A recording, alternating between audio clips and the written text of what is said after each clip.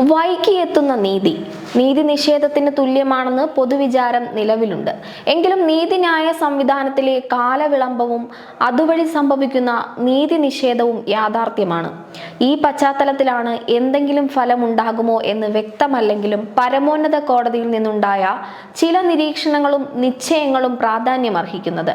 അതിലൊന്ന്, തീർപ്പ് കൽപ്പിക്കാത്ത കേസുകളിൽ വിധി പറയുന്നതിന് എല്ലാ ഹൈക്കോടതികളും എടുക്കുന്ന സമയം പൊതുജനങ്ങൾക്ക് ലഭ്യമാക്കണമെന്ന നിർദ്ദേശമാണ്.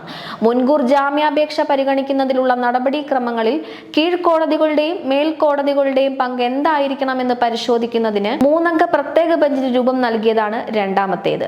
കേസ് വിചാരണ പൂർത്തിയായിട്ടും വിധി പ്രസ്താവിക്കാൻ അനന്തമായി വൈകുന്ന സാഹചര്യം ചൂണ്ടിക്കാട്ടി സമർപ്പിക്കപ്പെട്ട ഹർജികളിലാണ് ആദ്യ നിർദ്ദേശം പരമോന്നത കോടതിയിൽ നിന്നുണ്ടായത്.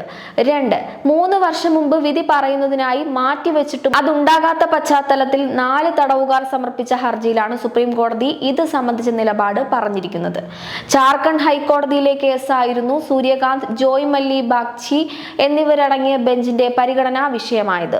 നമ്മുടെ വിവിധ കോടതികളിലെ പൊതുസ്ഥിതിയാണ് ഇതുപോലുള്ള വിഷയം. വിചാരണ പൂർത്തിയാക്കിയ കേസുകളിൽ വിധി പ്രസ്താവം നടത്തുന്ന നിശ്ചിത കാലയളവ് വ്യവസ്ഥ ചെയ്തിട്ടില്ലെങ്കിലും വേഗത്തിൽ തീർപ്പുണ്ടാകുക എന്നതാണ് എല്ലാവരും ആഗ്രഹിക്കുന്നത്. എന്നു മാത്രമല്ല, നീതി നിഷേധം ഇതിലൂടെ ഒഴിവാക്കപ്പെടുകയും ചെയ്യും.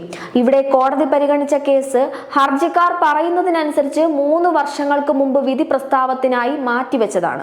അതുകൊണ്ട് തന്നെ ഈ നിർദ്ദേശം നിർണായകമായിരിക്കും.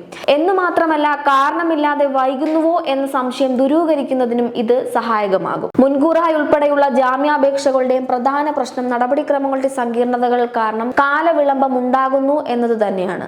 ചില ഹർജികൾ മേൽക്കോടതികൾ പരിഗണിക്കുന്നതും തീർപ്പ് കൽപ്പിക്കുന്നതും മറ്റു ചില കീഴ്ക്കോടതികളിൽ സമർപ്പിക്കണമെന്ന നിർദ്ദേശത്തോടെ തള്ളുന്നതും സാധാരണയായി സംഭവിക്കാറുള്ളതാണ്. കോടതിയാണോ വ്യവഹാരിയാണോ കോടതികളുടെ തെരഞ്ഞെടുപ്പ് നടത്തേണ്ടതെന്ന സുപ്രധാന പ്രശ്നമാണ് ഇവിടെ ഉയർന്നു വരുന്നത്. ഇക്കാര്യത്തിൽ അന്തിമ തീർപ്പുണ്ടാക്കുന്നതിന് ഈ നിർദ്ദേശം സഹായകമാകുമെന്നാണ് കരുതപ്പെടുന്നത്. ഇത്തരം പ്രശ്നങ്ങളെല്ലാം ഉന്നയിക്കപ്പെടുമ്പോഴും പരിഹാരമുണ്ടാകണമെന്ന് ആഗ്രഹിക്കുമ്പോഴും നീതിന്യായ സംവിധാനത്തിൽ ഒട്ടനവധി ഒഴിവുകൾ നിലനിൽക്കുന്നു എന്നതും അത് കേസുകൾ കൈകാര്യം ചെയ്യുന്നതിൽ കാലവിളംബം ഉണ്ടാക്കുന്നു എന്നതും യാഥാർത്ഥ്യമാണ്. ആഴ്ചകൾ മുമ്പ് സുപ്രീം കോടതിയുടെ അടുത്ത ചീഫ് ജസ്റ്റിസായി ജസ്റ്റിസ് സൂര്യകാന്ത് നിർദ്ദേശിക്കപ്പെട്ട വേളയിൽ അദ്ദേഹത്തിന്റെ അടിയന്തര ശ്രദ്ധ പതിയേണ്ട വിഷയം എന്ന നിലയിൽ പുറത്തുവന്ന ചില കണക്കുകൾ ഇവിടെ പ്രസക്തമാണ്. രാജ്യത്തുടനീളമുള്ള വിവിധ കീഴ്ക്കോടതികളിൽ 4.74 കോടി കേസുകൾ കെട്ടിക്കിടക്കുന്നുണ്ടെന്നാണ് നാഷണൽ ജുഡീഷ്യൽ ഡാറ്റ ഗ്രിഡിൽ രേഖപ്പെടുത്തിയിരിക്കുന്നത്. 2 ആഴ്ച മുമ്പുള്ള ഈ കണക്കിൽ 2.93 കോടി ഒരു വർഷത്തിലേറെയായി ഉള്ളവയാണ്. സുപ്രീം കോടതിയിൽ 90,193 വിവിധ ഹൈക്കോടതികളിൽ 63.67 ലക്ഷം വീതം കേസുകളും കെട്ടിക്കിടക്കുന്നു.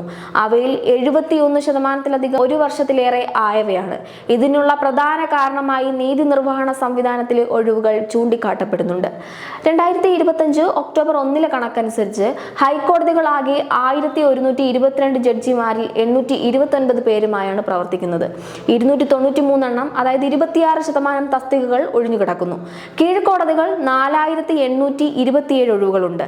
എല്ലാ സംസ്ഥാനങ്ങളിലും കേന്ദ്രഭരണ പ്രദേശങ്ങളിലും അനുവദിച്ച ആകെ തസ്തിക 25,875 ആണ്. അങ്ങനെ വരുമ്പോൾ ഒഴിവുകൾ ഏകദേശം 18.60% ഇതുകൊണ്ട് തന്നെ കോടതികളിലെ ഒഴിവുകൾ നികത്തുക എന്നതും പരമോന്നത കോടതിയുടെ അടിയന്തര ശ്രദ്ധ പതിയേണ്ട വിഷയമാണ്.